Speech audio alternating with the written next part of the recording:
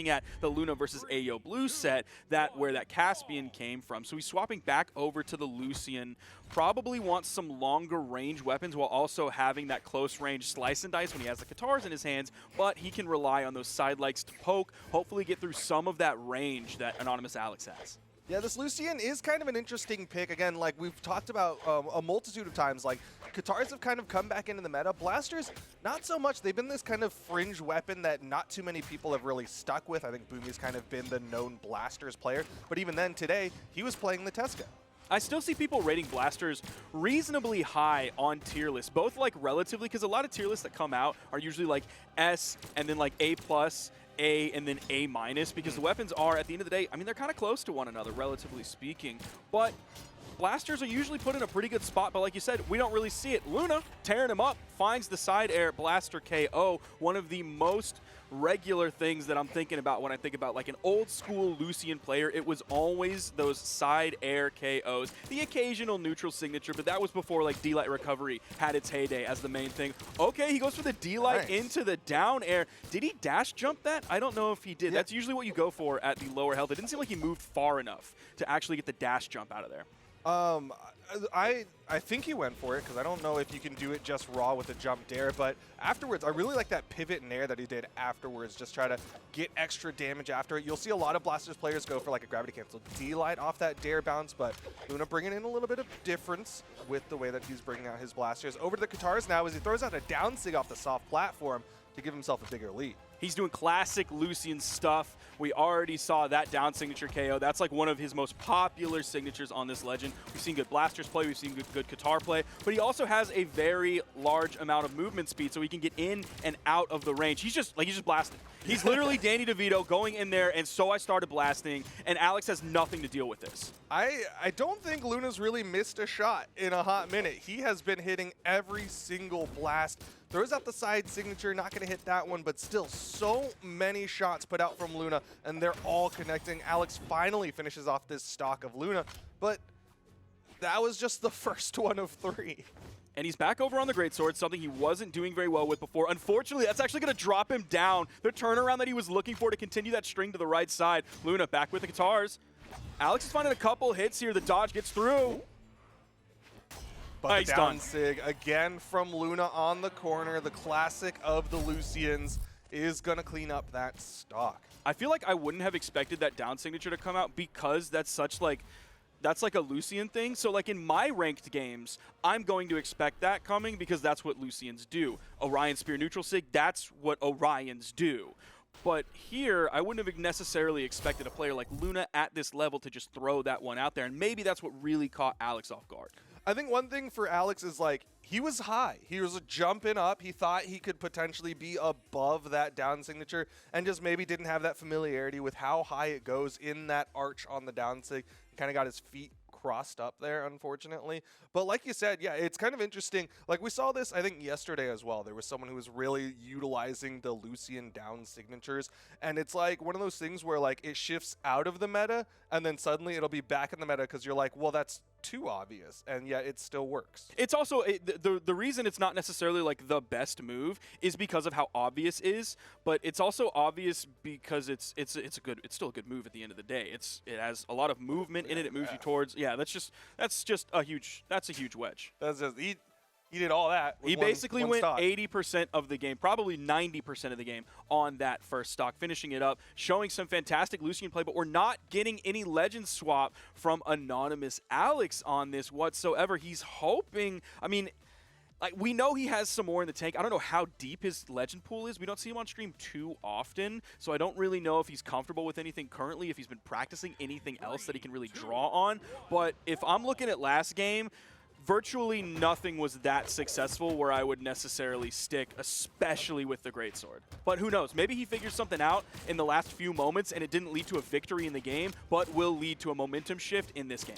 I did feel like he was starting to find a little bit more success with that great sword. He was starting to find more hits here and there. Right now, struggling to get more than just that opener. He keeps going for the reset right after the opener, expecting Luna to change up that dodge, and he's just not catching it.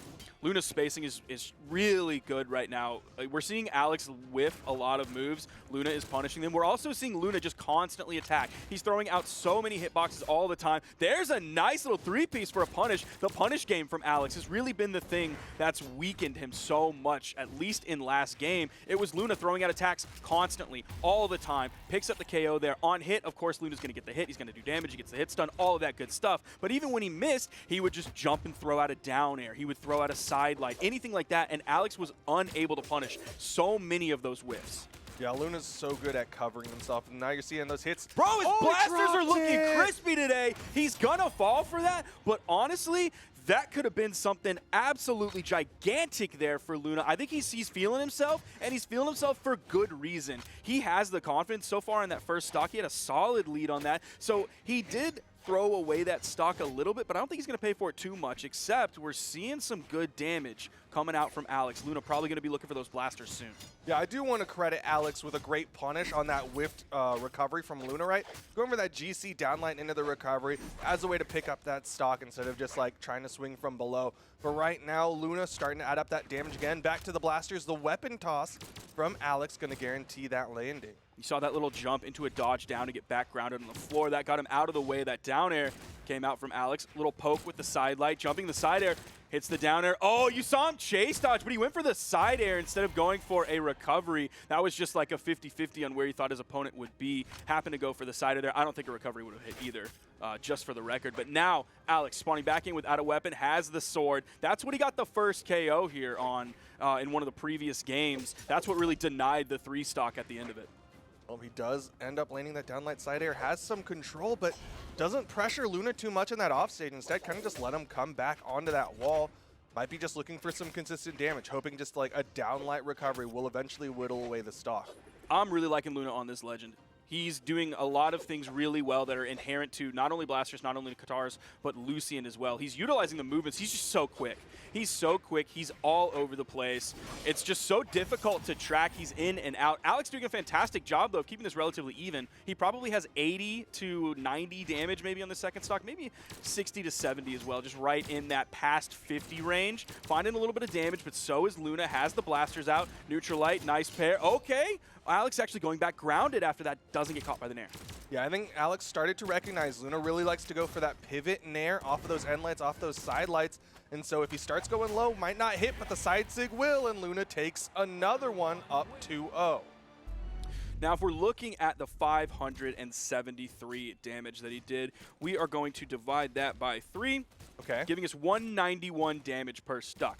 That's actually really solid for a Lucian player, especially because he's not just getting like gimmick desig KOs on the edge where you can KO in that like later stages of orange. So 191 per stock against a tankier legend when you are a legend that doesn't have that high strength. That has always been the thing that has been like a big outlier with Lucian in his stats. High movement speed, but really low strength. Yeah, his stats are kind of like that stairwell where it's low strength and then kind of mid dexterity, and then he gets high defense, even higher movement speed. Insanely fast. You'll see him in those like those arcade modes where it's like, oh yeah, movement speed's like the only thing I need. Yeah. I got to run the ball in Brawl Ball, and that's where you'll see Lucian a lot of times. But that's one of the reasons why his damage is arguably less efficient than what we're used to seeing, but still pretty good considering it's a Lucian. It's yeah, like one of those once you add things. that actual context in, and he is in the strength stance here, that's giving him that like perfect stairwell, that 4, 5, 6, 7, which is one of the reasons a lot of people really loved playing Val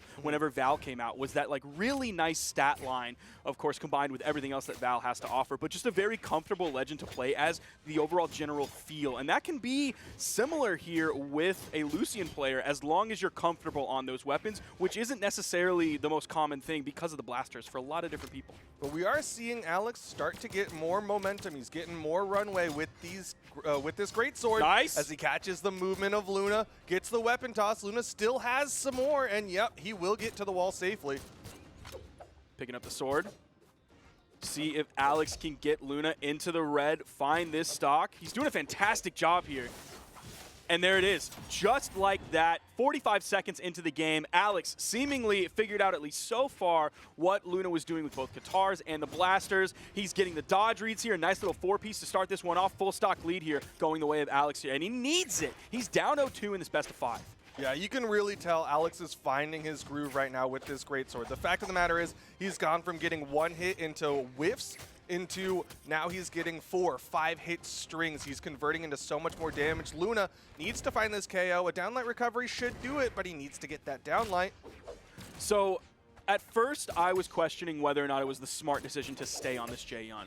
Now I'm seeing why, exactly why Anonymous Alex wanted to stay on this legend, and it is because of the greatsword. Because if your greatsword is not being successful, I think there are very few reasons to play this legend if you're relying on the sword. There's so many other sword legends you could be going for, but this is why Anonymous Alex has chosen this legend. That greatsword needed a little bit of time to warm up.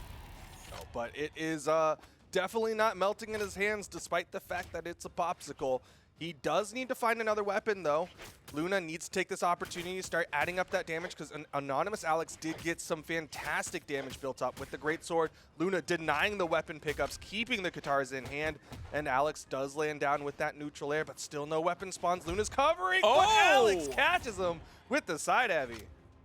He definitely caught Luna off guard there. Luna probably thought that he could throw that weapon toss up, maybe move a little bit back towards that weapon and grab it. And no, the second that toss came out, Alex was probably already buffering that side heavy, so he could get that range. That's going to be really his longest range option. If he goes for a D-Light, not nearly going to go far enough, even if you dash D-Light. Yeah, weirdly enough, just those like dash in heavy buttons from the unarmed players can catch a lot of people off guard. Like they're just not expecting you to just run up and smack him in the face. Luna did manage to add up a decent amount of damage on the second stock of Alex, but again, Alex is back at it. He's getting the damage put out on Luna's final stock here. There you see a little bit of that lower strength coming into play. He did hit that from basically the middle of the stage, but I think if you were a higher strength legend, like maybe a Cross in there with all the strength that he has, you probably could have gotten the knockout there with the Blaster's side air. So hopefully that doesn't bode poorly for him, but if it does, the Anonymous Alex fans are going to be enjoying themselves here. He has a solid lead as Luna is in the orange coming here at last stock. Possible winner's side stock here for Alex, but he's in a pretty good spot. Yeah, he's definitely poised to at least take a game off of Luna. Luna, again, trying to play a little bit of unarmed here, trying to deny those weapons, but Alex wants a sword. Again, that consistent KO tool for the Jaehyuns out there. A downlight recovery might not do it just yet, but he's definitely got the control.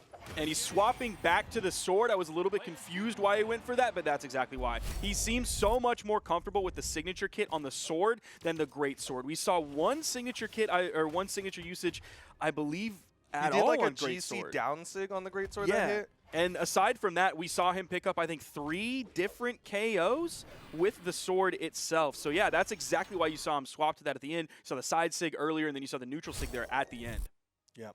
And it's really come down to that greatsword as that damage build for him. He's, like we've said, built up a lot of momentum. He's really started to figure out how Luna's trying to react out of it. And again, it's very challenging to do. Luna is, of course, a very strong competitor coming in PR number 2. He's very intelligently changing up those dodges. He's not going for the same thing. And yet Alex is ready every single time. He's like, oh, you're going to dodge out this time. Catch you. Oh, you're going to spot dodge this time. I'm going to go in, turn around, neutral light. He's doing a great job of catching when Luna changes it. And he's showing why people pick Jaehyun. If you want to play that greatsword, Jaehyun is always a solid pick because he has that sword. If you want to build up the damage on greatsword, that's a perfectly viable option. Usually the thing that greatsword players have the most trouble with, or that they complain the most about, is not being able to find those finishers to get the stocks. That's not as big of a problem when you're comfortable KOing on the other weapon, or you have a very strong signature kit with the greatsword or that other weapon as well. Jaehyun has both of those because he has the utility of sword and regular D-Light recovery. That's a super normal thing to KO with. D-Light side air, all of that, but also the signature kit that Alex is using really well. There is Luna going for the beautiful Blaster's 3-piece that you do in low damage when you pick up that D-Light. Not able to hit the down air, though, there. And again, Alex starting to find more hits. This time it's on the regular sword. Oh, that's going to be good. I love that jump up for that dare, but the N-Sig doesn't connect, and Alex gets behind him. I think Luna got a little bit too big for his britches there, trying to go for the neutral signature when Alex was only in the orange. I think if he turned around and went for the dare and added up more and more damage, that would have gotten him closer to red when it's signature time, but that also could have been like the perfect spike angle to get that orange KO right over the corner. Yeah, I'm not sure if like Luna's maybe fired up because he lost that last game and he's trying to bet big on some big plays, but right now something consistent might be a little bit better for him as he doesn't hit the recovery. That's twice now that we've seen him go for a non-standard starter and then try to chase into the recovery, but he does still manage to finish off that stock, but he's one hit away. Alex backing up, playing very defensively here, putting a lot of space in between the two. He's going to have some of the range advantage. Okay, nice GC side light. No crazy like GC side heavy to bounce off the wall like we saw in some of the previous regions. Just that easy GC side light. Has the weapon advantage, putting a lot of space still between him and Luna. That gave Luna a little bit of room to move over to the weapon. Alex went over to try and defend, but Luna still picked up the blasters. They are completely changing the way they're playing now. Yeah, definitely leaning a little bit more into the sword. Luna not playing as aggressively, does get a nice double down here, but still not finding the same momentum that he had earlier on. On the other side, Alex is finding all the momentum as he goes into that neutral light. Now we're seeing a little bit more explosive gameplay coming out from Luna, but even just there, you're seeing they put a lot of space in between. I think that's Luna realizing that Alex just won last game. It seems like his greatsword and his sword is really starting to figure out the game plan of Luna. He doesn't want to go to a game 5, obviously. He wants to get it here. He wants the 3-1, so he's going to be careful while also using the pressure that Lucian as a legend has. Oh, but the side sig, and Luna is again going to take a stock, but he's not building the lead that he wants. Even in like the first stocks, right, Alex immediately cleaned it up. This time he's got the opportunity to do it again, but Luna's denying weapons. Oh, double chase dodge on that, a little bit rare. He threw that away right away. He wants a sword. I don't necessarily blame him from doing that straight away, even though he disarmed himself, because like the way that Luna was starting out this final stock is like he was playing back with his Katars as well. He wasn't just going all the way in. He would have his moments where it was like, okay, I'm going to dash jump in and get ready to go. But there was a lot of time where it seemed like he was a little bit afraid of the possible like D-light into the neutral heavy or D-light into the recovery coming out from the unarmed kit of Anonymous Alex. Yeah, I mean, Luna definitely had to respect the KO tools that the Unarmed brought, and Greatsword didn't really have those same just immediate attacks, but right now the Greatsword is hitting everything. Luna gets disarmed and sick thrown out, and again, Luna can't find the punish on it.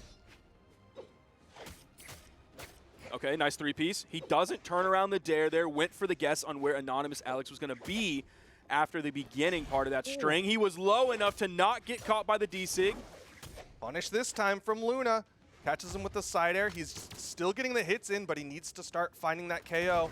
So close. Punish. Both players last stock red from the center of the stage. Is he going to have enough movement to get back? There's going to be no threat from Anonymous Alex. I think he's putting so much respect onto Luna right now. That's got to be it, and it is. That is the true combo there. That was Luna's game to lose once that D-light hit. Yeah, a real nail-biter of a finish, though. I mean, I got to rewind back to that edge guard on the tail end there where, like you said, Alex kind of just watched Luna get to this wall. He just stood there and was like, hopefully I'll get something consistent, a down light recovery or something. Goes for a ground pound here. That was a big bet, and Luna had the punish for it. I mean, even the damage numbers, like you looked in the top right, it was last hit red for both of those players. Both of them were probably looking for their finishers. For Luna, it was the D-light recovery. I mean, honestly, for Alex, because he had the sword in his hand, it was also a D-light recovery or D-light side air, depending on where he was on the actual stage. The damage between those two, 602 from Luna to 597. That's 5.